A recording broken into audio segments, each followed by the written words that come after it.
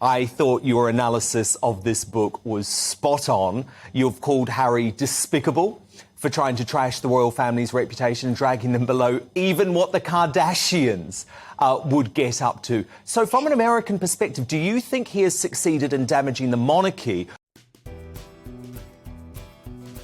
Prince Harry, once the darling of the British monarchy, found himself walking through the ashes of California. Alongside Meghan Markle, his American wife, he visited the victims of a devastating wildfire in Los Angeles. Images of the couple, heads bowed in concern. Or is the biggest damage actually to the brand of himself and Meghan? Without question, to himself and Meghan. I think that Americans were split 50-50 maybe a couple of months ago when it came to Harry and Meghan. But the problem is that they can't close their mouths and they just keep talking, and it seems more and more petty. I mean, I was early on this. When Meghan and Harry were still in the royal family and living at Frogmore, I wrote an open statement on Twitter, which you can go back and look, that she was going to end up back in the United States and in Los Angeles because I just saw her coming. She's a D-list actress, and all she's ever wanted to do was be invited to A-list events. And she's been a social climber from the beginning. She married somebody the first time to socially climb. And for her, Harry was just an entry ticket into all of those circles. Unfortunately, she found someone. She's not very intelligent. She's not very talented. Nobody in America was watching Suits. She was an actress that was living in Canada. And fortunately for her, and credit to her, she found someone that is dumber than her. And that's the truth, is that Harry's just not a very smart person. If there's one thing that this book definitely is not, it's a good advertisement for Eton, right? I mean, if I'm thinking about whether or not I want to send my son Eton, I'm telling you, I'm thinking now, did this guy graduate? He begins his book with a quote he says is from brainyquote.com. And then he says he found out that it was from William Faulkner and thought to himself, who the F is William Faulkner? He put this in his book. It instantly lets you know how non-academic he is. And so you feel bad for him only because I do believe that he is a victim of his own stupidity. And I mean that, and I'm saying heartfelt, just so you know. That is the best case scenario, is that Harry is a victim of his own stupidity. And he's also tremendously privileged. And when I read this book, I just said the new title, it should either be Spite or Privileged. He actually believes that the things that he has lived through has rendered him a victim. He thinks he goes in this prologue, he starts talking about attending, I believe, Eton College. I think it was the prologue. And he sort of recounts this story about how William said to him that he didn't want to hang out with him at school at Eton. That has happened in every family in the entire world. Siblings don't want to hang out with each other in school. You're trying to distance yourself from your siblings so you can establish yourself as a person. It doesn't make Harry a special individual. It makes him regular. That he had the nerve to put into his book that while living in Balmoral Castle, an actual castle, he details it has 50 rooms. And his gripe is that he had to share a room with William and that he got the bad half of the room. In a castle with 50 rooms. Is this supposed to be relatable? It's not very relatable. Every person under the sun, as a younger sibling, forget being the heir or the spare, understands that the older sibling is afforded certain privileges, like the bigger room. That happens in households all across the world. But Harry actually believes that this is some slight against his childhood. And then I just want to add here, going back to why I do believe that he is a victim of his own stupidity. He writes this one paragraph where he details how he's always been the spare, right? He's always been the spare, and that he was told explicitly, he uses the word explicitly, that he existed to perhaps provide a spare kidney or some spare bone marrow. Let me tell you, Dan, okay, I don't need fact checkers. That just never happens. Nowhere in the history of the world did anyone ever turn over to a younger sibling and say, you exist for a spare kidney for some spare bone marrow. That's not even how it works in the medical field. Just because you're a sibling doesn't mean that you're necessarily a match. Filled newspapers and websites around the globe. Were they genuine expressions of empathy or a carefully crafted publicity stunt? The court of public opinion was sharply divided. The visit, while undoubtedly well-intentioned, quickly became fodder for the ever-hungry media machine. Some praised the couple's compassion, highlighting their willingness to use their platform to shine a light on the plight of those affected by the disaster. Others, however, were less convinced. They saw the gesture as a cynical attempt to rehabilitate their image, particularly in the wake of ongoing criticism from both sides of the Atlantic. So it's so ridiculous, and to me, it ranks as a great trove of comedy. And I agree with all of that, right? But even a lack of intelligence, Candace, does not excuse the way that he has thrown his own flesh and blood under the bus to make millions and millions of dollars and seek a deranged sort of revenge because he's been manipulated by his wife. I mean, it's inexcusable the way that he talks about his father and his brother. And even, I couldn't believe this, he even slags off the late Queen and her late sister, Princess Margaret. It's almost like no one is safe from him. You know, actually, the ugliest part is that he included his niece, Charlotte, crying over a bridesmaid dress. It's so remarkably petty. And the idea that you would use a toddler for book fodder and clearly excerpted text messages. We don't really know what's happened. He's being very careful to say, you know, I don't know what this part is. His memory gets very foggy when we have the potential to receive some clarity about who his wife is. Who was quite, I think she is actually quite rude. She was quite rude to Kate. Memory gets foggy when it's convenient. Then he has sharp and crystal clear memory whenever he wants to basically sell to us that he and his wife are victims. But you are correct, and I will say this. Americans have a very big appetite for drama. That's why they moved to LA. It was always her plan to get back into LA. It's why she called Tyler Perry a perfect stranger and boo-hooed on the phone and called and told him everything, even though she had never spoken to him prior, because she wanted to get back into LA, and Tyler Perry is a billionaire. It's very easy to understand Meghan and what her desires are. But what I will say is that even for Americans, turning your back against the family is a step too far. You can maybe do that once and claim racism, and you had everybody believing that this must be it in the fog of Black Lives Matter and George Floyd when everyone was going crazy. But now there's more of a sober analysis on what's taken place. It seems too petty. It's gone too far. Not even the Kardashians. That is perhaps the example of the most crass family that we have in America. They put everything on display. But I will tell you one thing about the Kardashian sisters. They are loyal to one another. Yes. That is the reason why people like them, right? They don't ever sell each other down the river, and they're a very close-knit, tight family, and people enjoy that. What Harry is doing, and that any wife would stand by and allow her husband to do this. I mean, there are some parallels. You know, my husband and I, obviously he's English. We fell in love at the same time. I'm an American girl that came from nothing. You know, my husband's family has a bit more than me. My husband's father is in the House of Lords.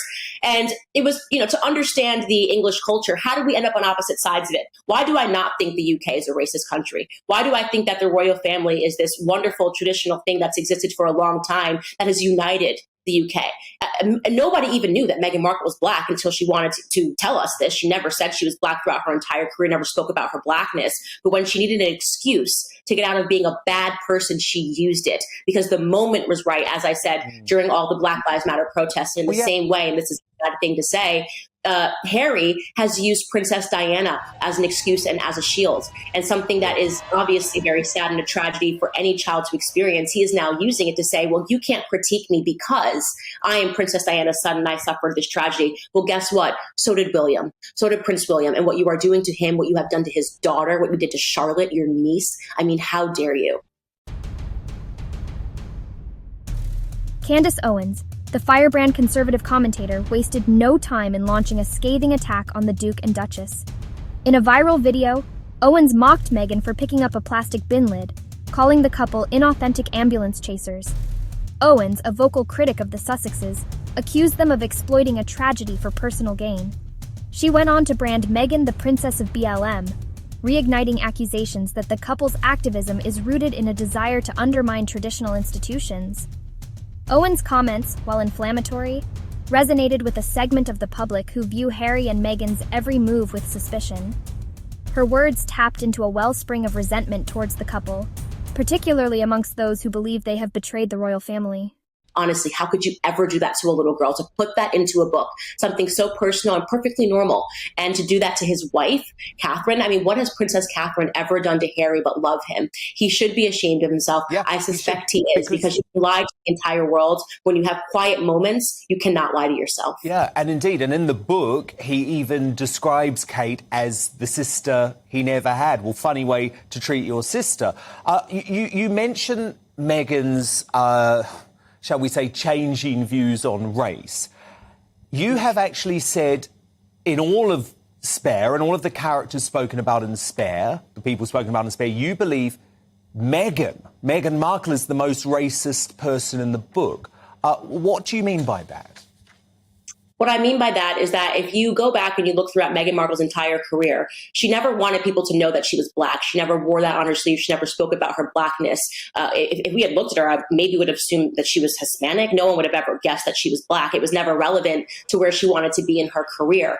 And the first time that you find that Meghan mentions her Blackness is when she wants to get out of the royal family. Even at the wedding, the only Black people she had were billionaires that she wanted to be on their shows. She had Oprah and she had Gayle King and she had her mother, who is partially Black. But Meghan Markle didn't have any of her Black family members at her wedding. This is a woman that was escaping her Blackness throughout her entire life until she realized that it could be used to her advantage. And I find that to be despicably racist.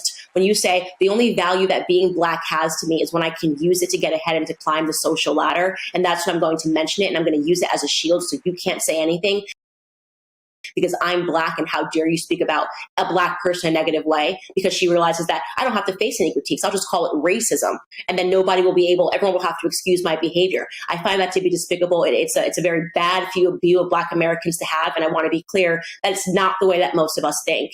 And so I'm so disgusted. Now she's done a 23andMe because she wants people to know what percentage of Nigerian she is. She suddenly became interested in knowing what percentage of Nigerian she was at the ripe age of 41 years old. I mean, do me a favor, spare me, Harry, spare me.